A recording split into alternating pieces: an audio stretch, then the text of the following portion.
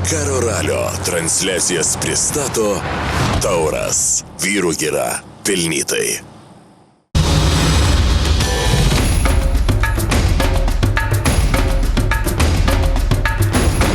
Labas vakaras Baltijos televizijos žiūrovai, šiandien antroji Dakaro ralio maratono diena ir šiandien pirmą kartą tikrasis Dakaro greičio ruožas. Sportininkams teks susidurti ir su smėlio. Ir pirmos problemos lyderiams. Markas Koma užstrigo kopose, o štai vakar dienos nugalėtojas automobilių įskaitoje Carlosas Souza susidūrė su techniniam problemom. Papasakosim ir apie žmonės, kurie lenktyniauja Dakare. Žinoma, pasakysim, kasgi nutiko vakar, ko mes neparodėme. Ir kai kas šiandien šventė gimtadienį. Dakaro lenktynininkai papasakos apie tai, kaip jie pirmą kartą susidūrė su Dakaru. Taigi likite su mumis artimiausią pusvalandį. Pradėsim kaip visada nuo motociklų. Vakar Bareda Bortas nustebino visus. Pirmas nukrito, bet pirmas ir finišavo. Pistolero, taip jį vadino komandos draugai. Geras būdas pradėti lenktynę, sako jis. Pasižiūrėsim, ar sugebėsim išlaikyti tokį tempą, sako Bortas. Markas Koma po beveik 2 metų pertraukos išsigydęs sunkią traumą grįžo į lenktynes ir grįžo iš karto prie lyderių. O tai žmogus, kuris žino, kaip laimėti Dakarą 5 kartus. Jis tai darė Cyrilas Depre. Viską laiko savo rankose. Kol kas be problemų. Jeigu tu važiuoji greitai ir išlieki ant 2 ratų, reiškia viskas gerai, sako Cyrilas Depre. Alanas Duklo, dar vienas malonus siurprizas. Jis važiuoja tarp 5 greičiausių. Žinoma, mano svarbiausias tikslas yra laimėti greičio ruožus. Ir galutiniai rikiuotei išlikti tarp 5 greičiausių, sako jis. Taigi šios dienos greičio ruožas. Iš San Luiso į San Rafaelį. 724 km motociklininkams.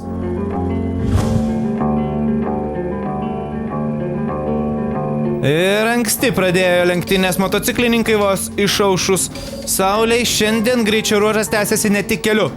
Šiandien greičio ruožo pabaigoje jiems teko susidurti ir su kopomis. Ir Bareda Bortas pirmas pradeda lenktynės. 172 km per valandą. Štai tokia greičio ruožo pradžia. Greičiau jo Honda važiuoti negali. Semas Sunderlandas, šios dienos didysis siurprizas. Didžiosios Britanijos lenktynininkas vos 24 metų šiandien netikėtai laimėjo greičio ruožą. Gonsalvesas, Portugalas, jūsų ekranuose. Šiandien jisai krito, bet prarado nedaug. Ne minutės, o tik sekundės. Nieko baisaus nenutiko nei sportininkui, nei jo motociklui.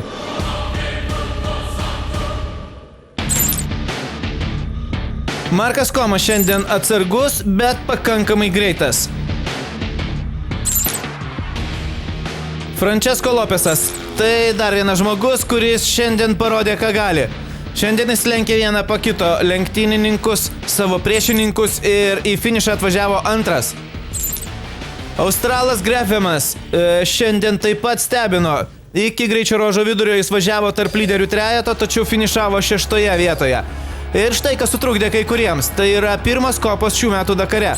Jūsų ekranuose Markas Koma, kuris užstrigo kopose ir smėlis pateko tarp variklio ir sankabos, jis susidūrė su techniniam problemom. Tačiau baigė šį greičio ruožą, dėja tik 8,5 minutės, pralaimėjęs lyderiui. Cyrilas Depre, dar vienas žmogus, kuriam šią dieną reikėtų greitai pamiršti. Lėtai jisai pradėjo šios dienos greičio ruožą, galų gale vienoje vietoje krito, bet šiaip taip atvažiavo iki finišo, atvažiavo tik 10.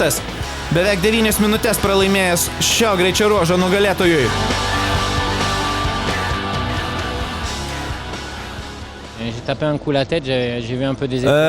Trupučiuką susitrenkiau galvą, sako Cyrilas Depre. Atsitrenkiau į uolą. Ir visą laiką jaučiau skausmą važiuodamas. Ir galų gale paskutinį 100 km važiavau visai be vandens ir esu labai ištroškęs, sako jis. Bareda Bordas pažeidė savo motociklą, šiaip taip finišavo, bet finišavo labai sunkiai. Paskutinius 60 km važiavau be savo kelio knygos. Ją turėjau sukti ranka, nesisukau automatiškai, buvo labai sunku, sako Bareda Bordas. O tai šios dienos siurprizas, Sunderlandas. Didžiosios Britanijos sportininkas niekada nepamirš šio greičio ruožą. Tai yra pirma pergalė jo Dakare.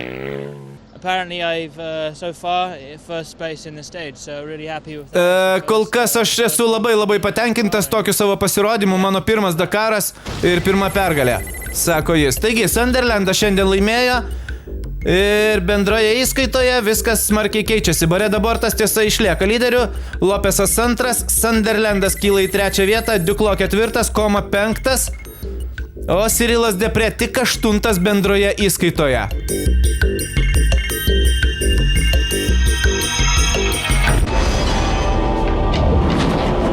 Na ir keturačiai. Šiandien Petronelis parodė, ką gali. Vakar jam reikėjo pagauti savo ritmą, na, o šiandien jis jau važiavo ir lenkė visus iš eilės. Jam tai puikus greičio ruožas, puikiai tinkantis jo vairavimo stiliui ir tą rodo rezultatas. Šiandien Markosas Petronelis buvo greičiausias už visus ir jis didina atotrūkį iki priešininkų. Lukasas Boneto iš Argentinos šiandien antras. Taigi, 2 argentiniečiai pirmose 2 vietose greičio ruožo finiše. Puikios naujienos Argentinos fanams.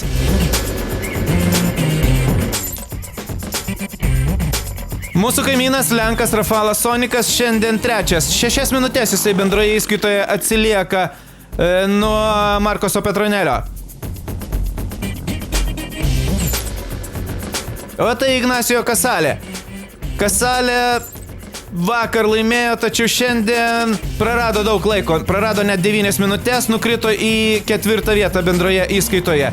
Jis šiandien tik 6.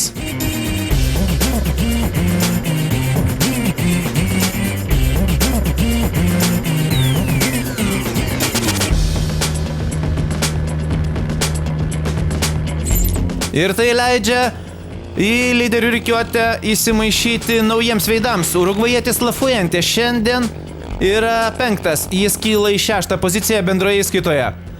Sebastianas Husseini iš Olandijos šiandien tik tai 4. 5. Jisai bendroje įskaitoje 8 minutės pralaimi Petroneliui.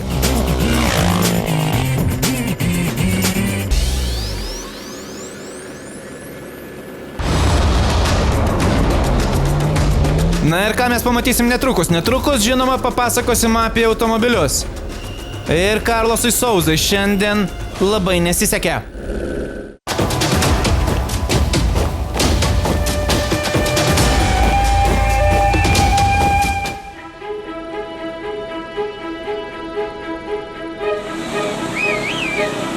Tačiau iš pradžių prisiminkime vakar dieną. Vakar beveik kiekvienam greičio ruožo kilometre šimtai, netgi 1000 žiūrovų stebėjo lenktynės ir turėjo tiesiog labai gerą laiką. Gražus vaizdai, sportininkams teko važiuoti per upes ir vienas iš žiūrovų sako, puiki vieta, puiki gamta, žmonės labai draugiški, mes mėgaujame saulę, kepam dešreles ir žiūrim lenktynės, sako jis. Dar vienas žiūrovas telefonu pasakoja, kur jis yra. Esame šiaurinėje vietoje, šiaurinėje upės vietoje. Čia nerealu, tiek daug žmonių.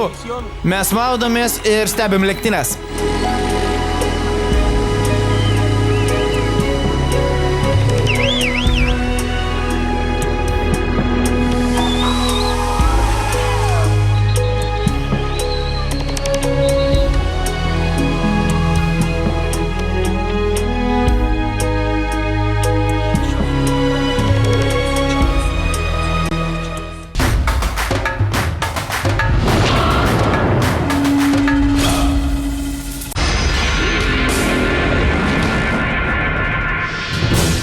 Taigi automobiliai. Vakar Carlosas Souza nustebino visus, įskaitant ir save patį. Jis laimėjo greičio ruožą. Paskutiniai kilometrai buvo labai sunkus, mes turėjom labai daug problemų. Stefanas Peterancelis, pirmas greičio ruožas ir iš karto pradurta padanga. Šiek tiek prarasto laiko, tačiau jokios dramos jo veide.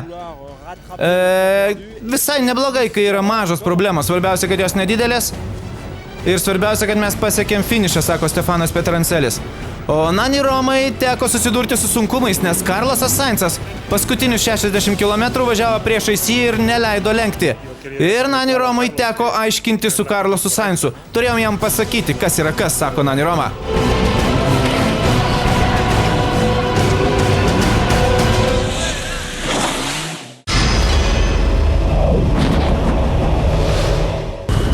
Taigi, vakar 180 km greičio ruožas ir ne visiems jisai baigėsi gerai. Gerlenas Šišeritas susidūrė su kuro slėgio problemomis. Problème de pression d'essence. Nėra kuro slėgio, sako Gerlenas Šišeritas. Bake dar 50 litrų kuro, bet kažkodėl tai jis nepaduodamas į variklį. Sunkios problemos, tačiau kasgi ateisėm į pagalbą, jeigu ne žiūrovai. Galų gale Gerlenas Šišeritas prarado valandą laiko, bet pasiekė finišą su štai šių argentiniečių pagalba. Robis Gordonas ir visiškai tas pats košmaras. Kuro slėgis. Taigi, amerikiečiui pirmoji diena ir vėl košmaras. Viskas kartojasi. Pernai jis taip pat turėjo daug problemų jau pirmam greičio ruože. 5 ar 6 kartus stojom. 2,5 valandas praradom. Nežinau, kas atsitiko, sako Robis Gordonas. O tai lietuviai. Ir vakar Antanui Juknevičiui jokių problemų nebuvo. Jis finišavo 68. Ir tai yra geriausias rezultatas iš lietuvių. Pas mus tikslas pirmą dieną yra prisitrinti prie mašinos. Vytui, aišku, irgi tai yra pirma diena, kai jisai dirba tą darbą, tai jisai puikiai su juo susitvarkė, bet aišku, kad aš stengiausi labai neskubėti, kad jis galėtų įsivažiuoti. O štai Benediktas Vanagas turėjo techninių problemų. Kuro spaudimas yra, arba jo tiksliau, jo nebuvimas, kuro spaudimo yra tikrai didelė bėda. Kiek šiandieną paaiškėjo, pakankamai nemažai komandų turėjo panašių problemų. Tie patys Latviai, kurie važiuoja su Oskaru, irgi turėjo tokio pačio tipo bėdą. Tai mes manome, kad per šiąnakt mes šitą klausimą išsispręsim ir jisai neturėtų pasikartoti, nes rytoj laukia 430 km greičio ruožas. Taigi, Benediktui Vanagui, kaip ir nemažai dalį lenktynininkų, tiesiog užvirė degalai. Aukštikalnėse važiuojant ir prie aukštos temperatūros, kai bakas tuštėja, degalai ima po truputį burbuliuoti. Kuro siurblys užsikiša, nepaduoda kuro ir tai kamavo dėja ir lietuvių ekipažą. Galų gale Benediktas Vanagas finišavo tik 89. O tai šios dienos greičio ruožas. 433 km greičio ruožo. Tiek laukė šios dienos automobilių vairuotojų. Ir šiandien buvo labai sunku, šiandien pasitiko visus didžiulis karštis ir didžiulis greitis nuo 1 metrų. Carlosas Souza pradeda lenktynės pirmas, nes jis vakar laimėjo. Deja, Carlosas nuvažiavo visai netoli. 33 kilometre nuo starto Souza turėjo sustoti, nes sugedo jo variklio turbina.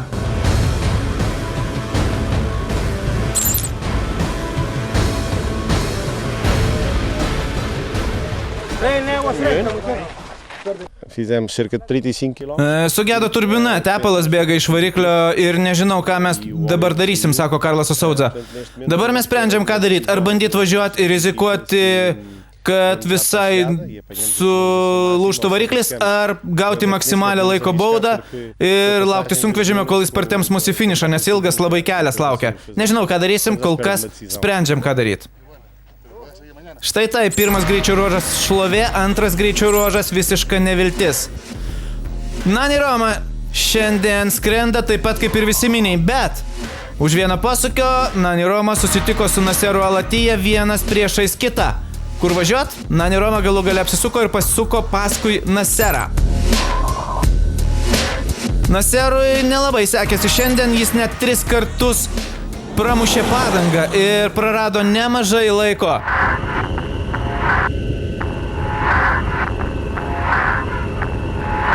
Tuo tarpu Nani Roma, apsisukęs ir pasukęs paskui Alatiją, sugebėjo finišuoti 4. Naseras Alatija 5. O Karlosui Sainzui šiandien puikiai diena. Šiandien jo bagio greičio ruožas, greiti keliai, bagis išvysto didesnį greitį, bagis gali važiuoti greičiau ir šiandien Sainzas 2, vos 46 sekundės pralaimėjęs nugalėtojui. Šiandien nebuvo lengva, labai didelis greitis, bet geras greičio ruožas, mes patenkinti savo 2 vieta, sako Karlosas Sainzas. O štai yra dienos žmogus, Stefanas Peterancelis, jis šiandien laimėjo. Jisai parodė, kas yra Dakaro asas. 6 pradėjo jis šiandien lenktynes ir užtikrintai nugalėjo. Nugalėjo ir pakilo į 1 vietą bendroje įskaitoje. Navigacija buvo be jokių problemų šiandien. Mes startavom paskui 5 sportininkus, taigi turėjom šiokį tokį pranašumą. Matėm jų vėžės, matėm, kur jie važiuoja. Buvo šiek tiek kalvota kopose, bet nedarėm klaidų. Labai greitas greičio ruožas, sako jis. Spinelis vakar buvo 14. Šiandien per greičio ruožo, įpusėjus greičio ruožui, jisai buvo net pakilęs į 3 vietą. Deja, kopose prarado šiek tiek laiko ir finišavo tik 18.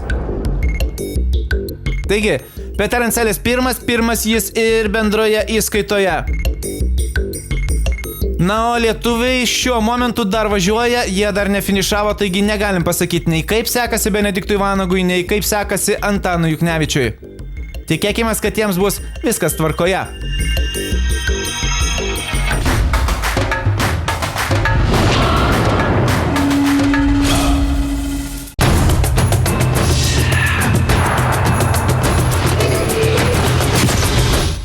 Grįžtam į Dakaro lenktynių transliaciją ir šiandien Dakaro žmonių rubrikoje papasakosim apie žmogų, kuris yra legenda Jungtinėse Amerikos valstijose.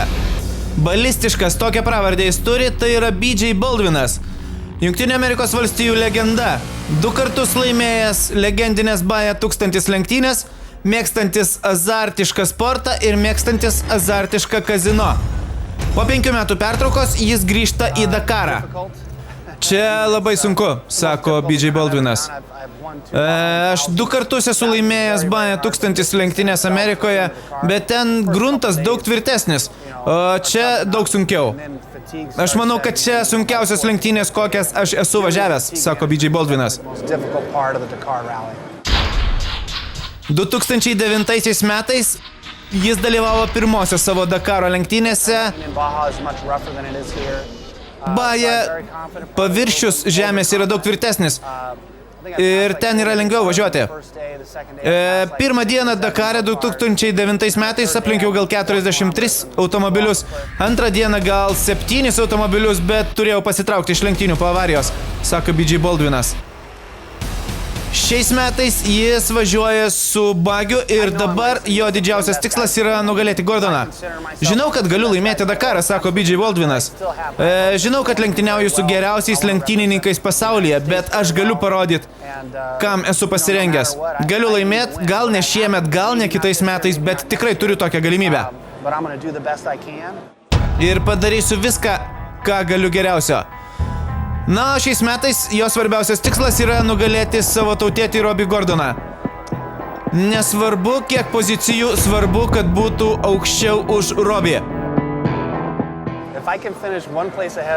Net jeigu finišuočiau 1 vietą aukščiau už Gordoną, tai man prilygtų pergaliai, sako BJ Baldwinas.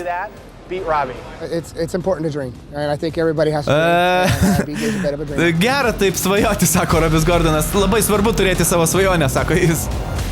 Deja, kol kas BJ Baldwinui nesiseka, jis turi daug techninių problemų.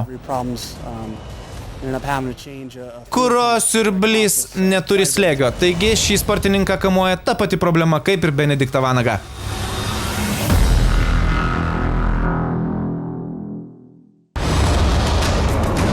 Netrukus papasakosim apie sunkvežimius.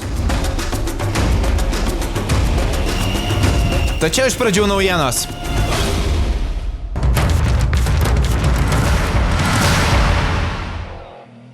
Lucijo Alvaresas šiandien Dakare važiavo visai neblogai.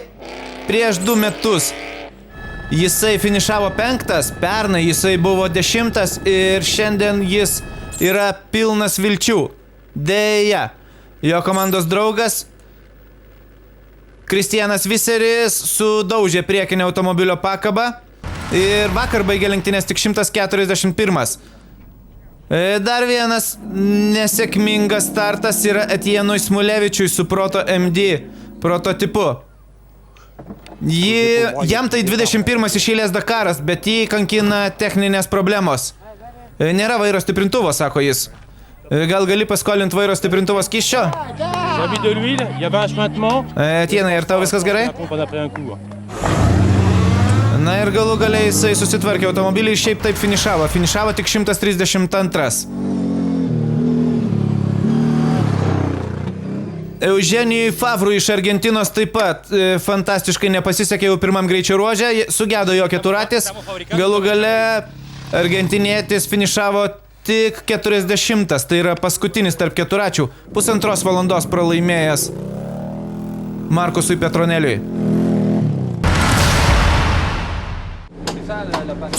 Albertas Lovera, žmogus, kuris yra neįgalus. Tai jau antras jo Dakaras, šiemet jis važiuoja su MD bagiu. Ir kol kas viskas gerai, jisai 108 tarp beveik 150 dalyvių. Svarbiausia, kad kol kas be problemų.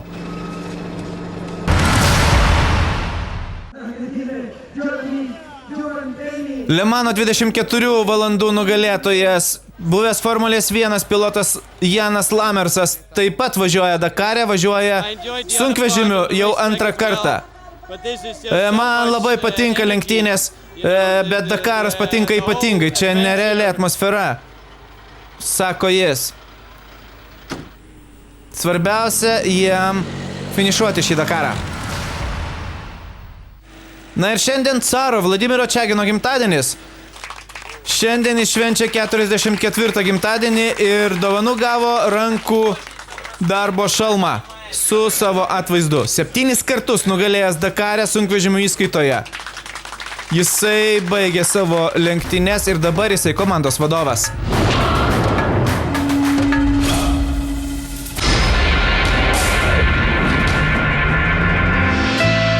Taigi, sunkvežimių įskaita. Ir sunkvežimiai šiandien dar nefinišavo, jie kaip visada lenktynės pradeda paskutiniai, o Eduardas Nikolajevas vakar pradėjo pirmasis, nes jis pernai laimėjo Dakarą. Ir deja, lenktynių startas jam nebuvo labai sėkmingas. Labai greitai jį pavijo Gerardas Derojus. Pavijo ir galų gale aplenkė. Deja, Eduardas Nikolajevas finišavo vakar tik 5. O Gerardas Derojus taip pat pasirodė ne per geriausiai. Jis finišavo 4, 1,5 minutės pralaimėjęs greičio ruožo nugalėtojui. Alesas Lapraisas su visiškai nauja Tatra, galingesne, greitesne ir manevringesne, vakar labai nustebo finišavęs 2. Jam iki pergalės pritruko vos 10 sekundžių.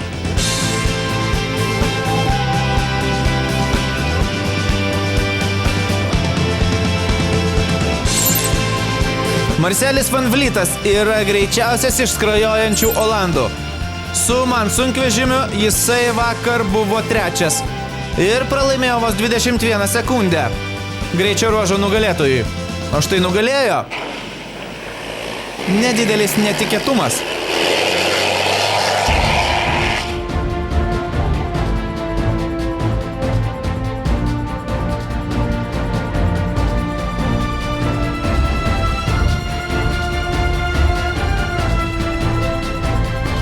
Prieš Van Vlytą ir prieš visus sunkvežimius laimėjo žinoma Kamazas, bet ne Eduardo Nikolajevo, o vairuojamas Airato Mardejevo. Tai tik tai 2 kartas, kai Airatas Mardejevas laimi Dakaro greičio ruožą. Ir tai puiki Dakaro pradžia šiam jaunam lenktynininkui.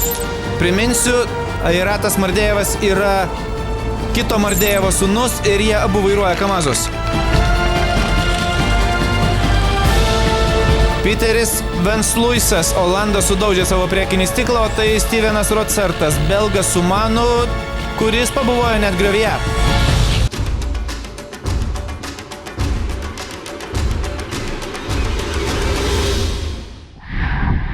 Aistra Dakarui rubrikoje lenktynininkai papasakos tai, kaip jie pirmą kartą sužinojo apie Dakarą. Pirmą kartą apie Dakarą sužinojau tada, kai važiavau klasikiniame ralyje, sako Carlosas Sainzas. Žinojau, kad šitos lenktynės yra labai įdomios, vyksta kažkur Afrikoje ir po to ėmiau domėtis jomis, sako Carlosas Sainzas. Etienas Lavinas. Pirmą kartą Dakarą aš mačiau prie Roueno. Neatsimenu, kurie tai buvo metai, bet aš žiūrėjau techninę komisiją. Mačiau Thierry Sabiną, kuris kaip visada baltai apsirengęs vaikščiojo aplink automobilius.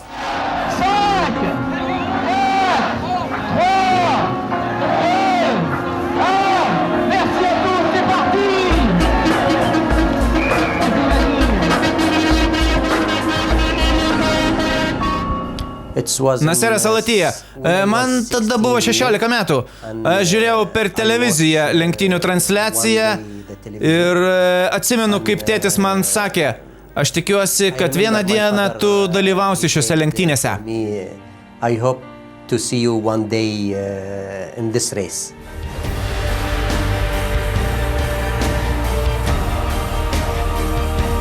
Nani Roma. Mano mama kažkada man padovanojo albumą su pirmųjų Dakarų fotoreportažais. Tai buvo pirmas kartas, kai aš susipažinau su šiomis lenktynėmis.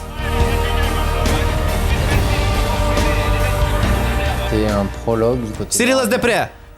Prologas vyko Orlyno mieste Prancūzijoje, o mes gyvenam tik 50 km nuo jo. Nuvažiavau pasižiūrėti su tėvais šias lenktynes ir tada jos paliko neįtikėtiną įspūdį. Prisimenu labai daug purvo ir visi maudėsi jame. Automobiliai, motociklai, sunkvežimiai. Tai buvo pati įsimintiniausia sausio 1 mano gyvenime.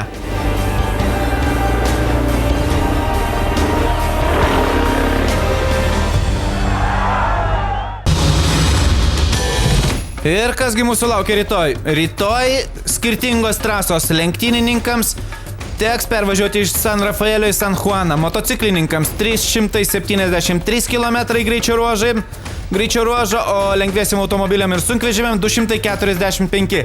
Likite su Baltijos televizija ir nepamirškite mūsų žiūrėti. Rytoj vakare. Gero vakaro. Iki.